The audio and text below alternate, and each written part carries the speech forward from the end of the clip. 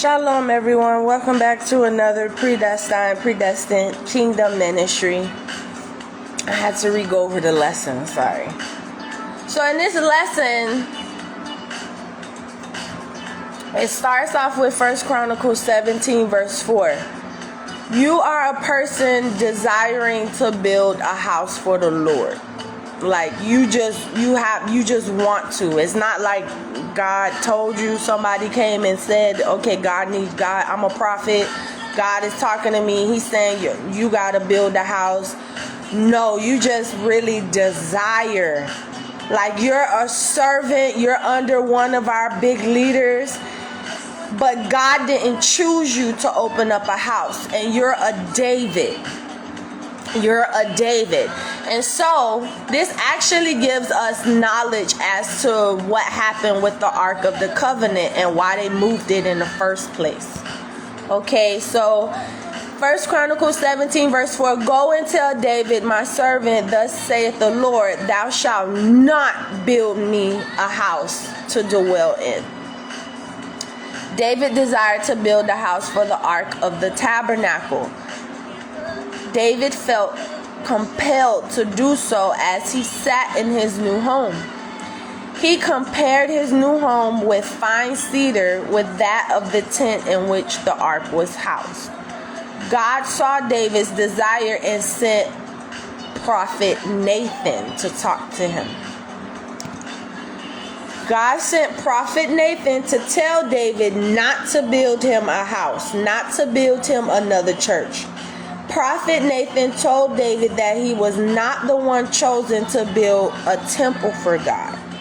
God also told Prophet Nathan to remind David how Israel had neglected to build a temple for the ark since the time they were delivered out of bondage in Egypt. Rather, instead of building a temple, a house, a church for the ark, they chose to move it. They were never supposed to touch it, just supposed to stay right there, and they built something over it. But they chose to move it, and then you know the history from that. It got stolen, and this one died, and all they were supposed to do was build something to protect it right where it was.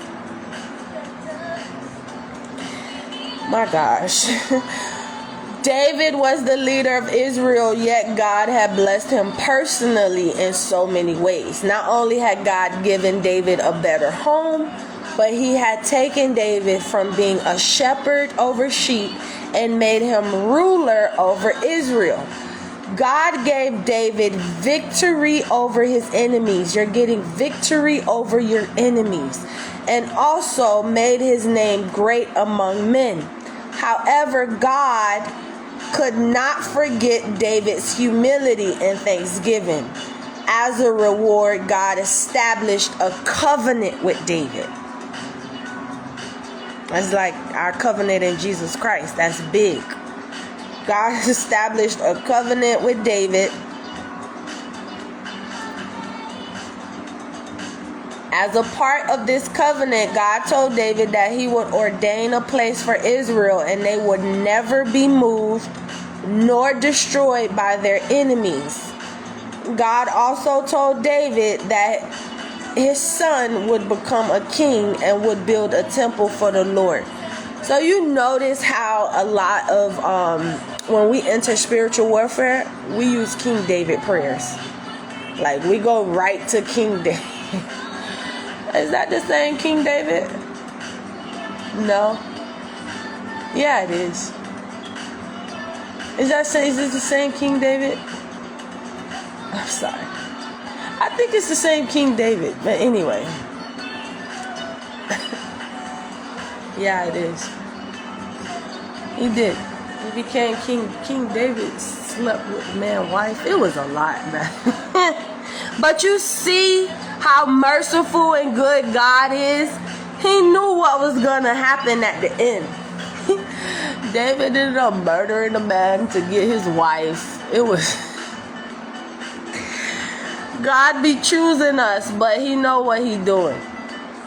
He knew He knew King David's heart, okay? When God tell us no, it's for our own good. King David ended up doing some other stuff too.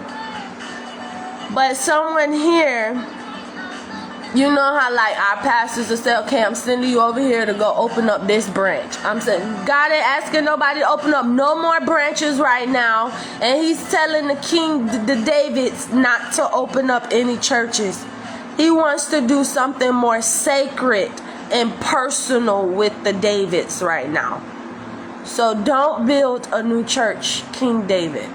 Okay? Don't build God a church. He's saying, you guys didn't obey him the first time he gave y'all instructions. And so now y'all want to do something even bigger. But he's saying he did not choose you to build him a house. So whoever you are, I pray you receive understanding. I pray you go speak to the Lord and ask him about this sacred covenant. He wants to do something more personal with you. Okay? Celebrate. God is still finding favor on you to even have a covenant like Jesus Christ. You know, like not like him. Nobody could ever top that. But it's a covenant. A covenant like the Abraham covenant, the Mosaic covenant. Now we have a David covenant. God wants to do something just for you. That's it. God bless you. I pray you have a blessed day. Shalom.